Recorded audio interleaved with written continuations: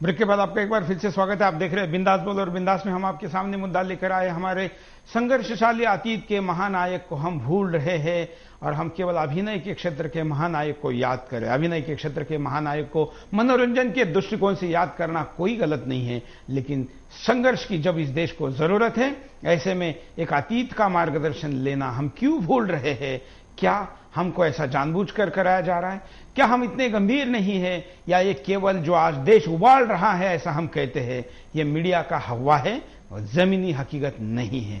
बहुत बड़े सवाल है, कई सवाल है, और इन सारे सवालों के जवाब हमको इस कार्यक्रम में तलाशने, इसलिए पूरा 1 घंटा हम आपके सामने स्थिति, कारण, परिणाम और उपाय लेकर आए हैं। कई कॉलर हमको कॉल करके, एसएमएस करके, कोई फेसबुक पर तो कोई एमएमएस के द्वारा भी अपनी प्रतिक्रिया भेज रहा है। हमारे साथ गोपाल जी जुड़े हैं जो इस आंदोलन से जुड़े हैं, हम उनसे बात करते हैं। नमस्कार गोपाल जी। नमस्कार। हम आज सवाल पूछ रहे हैं हमारे दर्शकों को कि 11 अक्टूबर को केवल अमिताभ बच्चन का जन्मदिन याद रहा, लेकिन नानाजी देशमुख और जयप्रकाश नारायण जी का याद नहीं रहा। तो इस घटना को आप किस दृष्टिकोण से देखते हैं?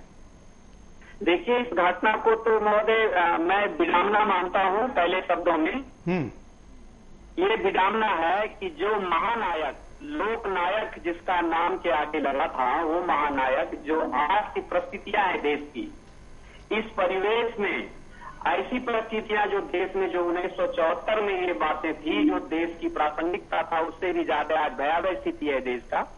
ऐसे स्थिति में महानायक, लोकनायक जयप्रकाश, बिल्कुल, लेकिन ऐसा क्यों हो रहा है? आप कारण क्या मानते हैं? कारण इसको ये मानते हैं कि आज जो ये गोपाल जी, क्या आप मुझे सुन पा रहे हैं? हेलो, हाँ, ये जो आज का दिखावा है, आज ये जो आज जो गोपाल जी से हमारा संपर्क टूट गया है। स्टार जगत, हाँ गोपाल जी।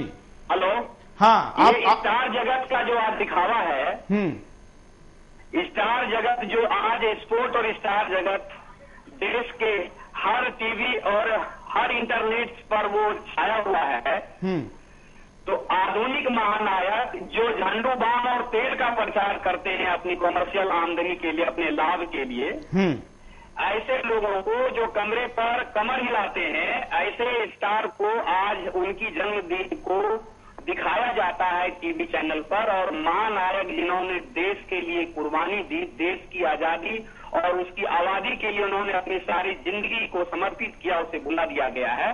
ऐसी संस्कृति को मैं विडंबना मानता हूं। बिल्कुल, लेकिन क्या ये जेपी आंदोलन में जो कार्यकर्ता जुटे रहे, जो आज सत्ता में आसीन है, उनका अपयश नहीं है? देखिए, जेपी के जो लोग हैं वो एक, उसके जो अनुयायी हैं वो एक सुसंगठित भारतीय है। वो कहीं भी खून खराबा पे विश्वास नहीं करता, बुराइयों से वो रिश्ता नहीं रखता।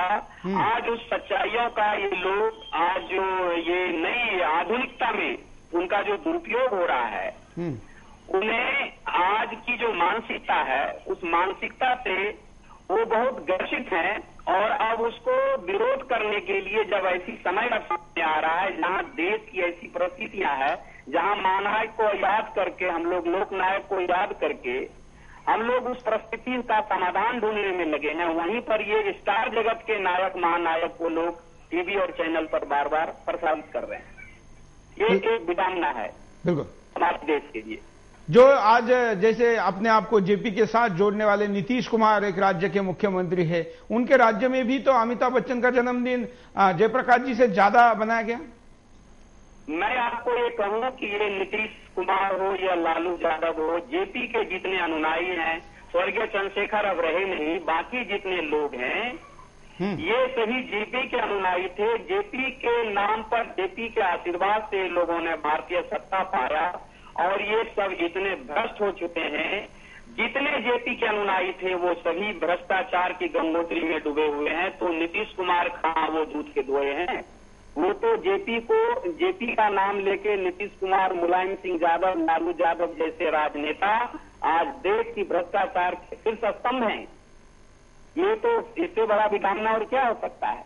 बिल्कुल, धन्यवाद गोपाल। आपको मैं मैं आपके सुदर्शन चैनल के माध्यम से मैं आपको ये कहना चाहूंगा कि ऐसी विडंबना संस्कृति और जेपी के ऐसे अनुयायी जिसे देखा है हमारे तरफ से, जो लोकनायक को भूल करके आज के नाच वाले आधुनिक नायकों की चर्चा टीवी चैनल पर करते हैं। ये हमारे लिए बहुत अभिशाप है और ये विडंबना है। बिल्कुल गोपाल जी, हम खास करके तब ये याद करना ज्यादा जरूरी है जब हम उसी आंदोलन को आगे बढ़ा रहे हैं जो आंदोलन जेपी ने शुरू किया था। साथ ही मैं आपको ये कहूंगा कि कल एक और बड़े महानायक का जन्मदिन था, नानाजी देशमुख का, उनको भी भुला दिया गया।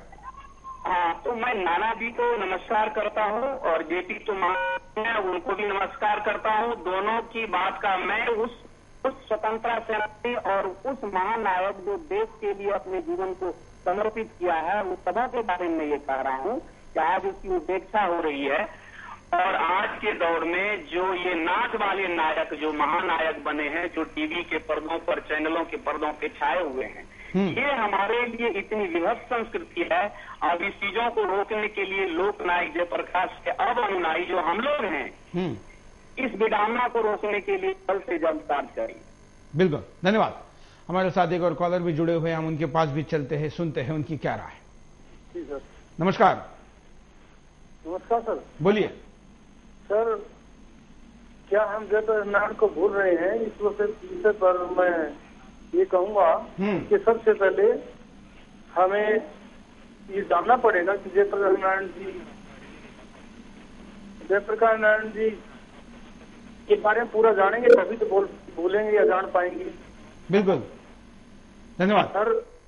हम जेपी के बारे में जानते नहीं, इतिहास आज हमको सच्चा बताया नहीं जाता, पाठ्यक्रमों के पुस्तकों में वो नहीं है, मीडिया को दिखाने के लिए समय नहीं है क्योंकि टीआरपी उससे मिलती नहीं, अखबार लिखते नहीं क्योंकि पन्ने विज्ञापन के लिए ज्यादा उपयोगी है, सामाजिक आंदोलन चलाने वाली संगठनाएं भी आमिर खान को मंच पर लाती है लेकिन जेपी को नहीं बताती है। ऐसे में जेपी पहुंचेंगे कैसे घरों में? अगर वो पहुंचेंगे ही नहीं, आज के पीढ़ी को पता ही नहीं चलेंगे तो बताए कैसे जाएंगे? और यही कमी को पूरा करने के लिए हम आपके सामने ये कार्यक्रम लेकर आए। एक और कॉलर। नमस्कार सर। नमस्कार। बोलिए सर, मेरा नाम सुरेंद्र यादव है। हाँ सर। बोलिए सुरेंद्र जी, आप बोलते रहिए। हाँ जी, बोलते रहिए आप। सर,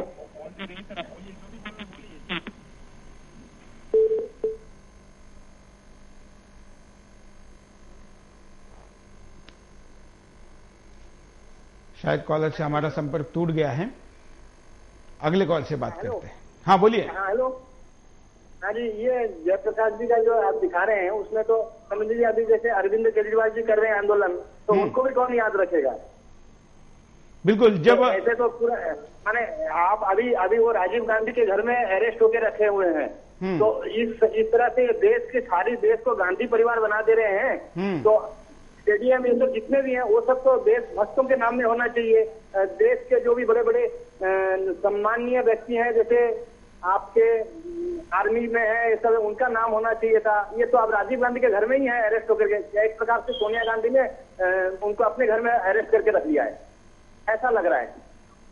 धन्यवाद। जब जेपी जैसा इतने बड़े महानायक को याद नहीं रखा गया तो अन्ना हजारे को कहां याद रखा जाएगा? तब बाकी लोगों को क्या कहां रखा जाएगा? संजय जी। जी बिल्कुल सही कह रहे हैं आप। जयप्रकाश नारायण जी जो आज के आंदोलनकारियों के आदर्श थे, उन्हें हमारी सरकार ने बुला दिया। सरकार छोड़िए, लोगों ने बुला दिया। लोगों ने, सबसे पहले तो मीडिया ने बुला दिया था। मीडिया के किसी भी चैनल ने कोई जिक्र नहीं किया। मीडिया सिर्फ ये देखता है कि उनको पैसे कहां से मिलेंगे। अभी एक कॉलर का फोन आया, उन्होंने कहा जी घोड़ी दिखाई गई। आप इसी बात से समझ लीजिएगा कि वो घोड़ी दिखाना अधिक जरूरी था, परंतु जयप्रकाश जी का जन्मदिन का याद दिलाना मीडिया को जरूरी नहीं लगा, क्योंकि उसे घोड़ी दिखाने के पैसे मिले होंगे। लोगों ने भी देखी होगी कि भाई धोनी की घोड़ी दिखाई जा रही। बिल्कुल। एक और कॉलर से बात करते हैं। नमस्कार जी, मेरा नाम मोहम्मद आमिर है। हाँ, मैं ये कहना चाहता हूँ कि अमिताभ बच्चन है, ये खाना बिल्कुल बेकार है, क्योंकि ये आदमी कहते हैं इन्होंने आज तक कभी किसी गरीब के पक्ष में कोई बात नहीं रखी। बिल्कुल। धन्यवाद। हम आपको परिणाम दिखाते हैं कि क्या परिणाम होंगे अगर हम ऐसा ही करते रहे तो। लोगों को जेपी आंदोलन का सार नहीं पता चलेगा। आज जिस तरह की व्यवस्था देश में पैदा हो गई है, फिर से संपूर्ण क्रांति की आवश्यकता है। आज फिर से जयप्रकाश नारायण जैसे राजनेताओं की जरूरत है देश को। लोग राष्ट्रवादी की बजाय मनोरंजनवादी हो जाएंगे। आज देश में लोगों को ना तो देश के हालातों के बारे में ज्यादा पता है और ना ही भ्रष्ट व्यवस्था के बारे में। अगर हमारा मीडिया ऐसे लोगों को सामाजिक और ऐतिहासिक तथ्य बताने की बजाय मनोरंजन में खोया रहेगा तो क्या हालात होंगे आप खुद ही समझ सकते हैं। देश में जेपी जैसे नेता पैदा नहीं होंगे अगर जयप्रकाश नारायण के बताए रास्ते का ही आज के युवाओं को पता नहीं चलेगा तो फिर से आज के युग में कैसे जेपी जैसे नेता सामने आ सकते हैं। देश में भ्रष्टाचार और बेरोजगारी बनी रहेगी। अगर देश के युवाओं को जागरूक नहीं किया गया तो आने वाले समय में हालात और भी ज्यादा खराब हो सकते हैं। वैसे भ्रष्टाचार और महंगाई अपने चरम पर है। देश का युवा जेपी जैसे लोगों से शिक्षा नहीं ले पाएगा। आज देश के युवाओं को जेपी जैसे नेताओं के उदाहरण को साथ लेकर चलना पड़ेगा, तभी आज देश में भ्रष्टाचार और बेरोजगारी से निपटा जा सकता है। संजय जी, आप भी आंदोलनकारी है, भले आपके आंदोलन से सारे लोग सहमत ना हो, लेकिन एक आंदोलनकारी है जी। ऐसे में सारा जो किसी भी प्रकार का कोई आंदोलन है उस पर क्या आप असर देखते हैं? आंदोलनों पे असर यही है कि सरकार आंदोलनों का दमन करना चाहती है। अगर आंदोलन सक्सेस हो जाएंगे